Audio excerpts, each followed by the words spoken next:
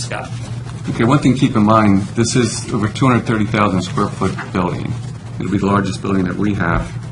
And budget-wise, there is no budget for all this stuff we're talking about as well. Cost without any use.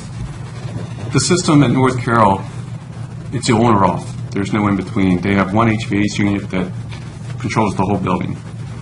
With that, utilities cost is $143,000 a year just to ventilate it. The estimated maintenance cost is $70,000 a year, and you're not going to see much change as you go through here on most of these costs because it has to stay open the whole time, or on, I guess is a better word. Insurance cost is $11,500, and keeping it mowed would be about $23,000 a year. So without any use, the current cost would be about $247,000. If we use only the fields and don't use any of the building, we estimate the total cost to be $249,000. And then if we use, there's a section of the building when you go in where you can separate the gymnasium and about 3 classrooms and a cafeteria that we can cordon off and have that open. And the yearly total for that would be $389,000 to keep that functioning. Some considerations to look at. The roof is due to be replaced in 21, not 2021. And the estimated cost to replace that roof is $4.3 million.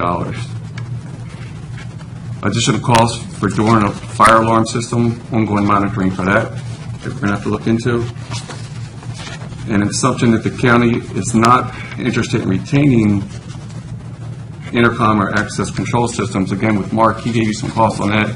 But it's a large building. We need to look at that and assess a little bit more how we're going to keep an eye on that building if we're not using it.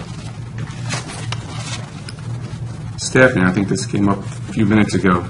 We do not have enough staff and facilities at this time to maintain these 2 buildings. The Board of Education will provide indoor-outdoor maintenance as long as they have the buildings. When we don't have a time frame, I know it was October, I think that might move a little bit now. Once the buildings are turned over to the county, a couple things to consider. Additional maintenance personnel would be requested to inspect these buildings and keep an eye on them and keep everything working. There was an exercise done recently where they turned off the HVAC, and after about 2 weeks they realized that didn't work. They have to keep some type of conditioning going in that building at all times.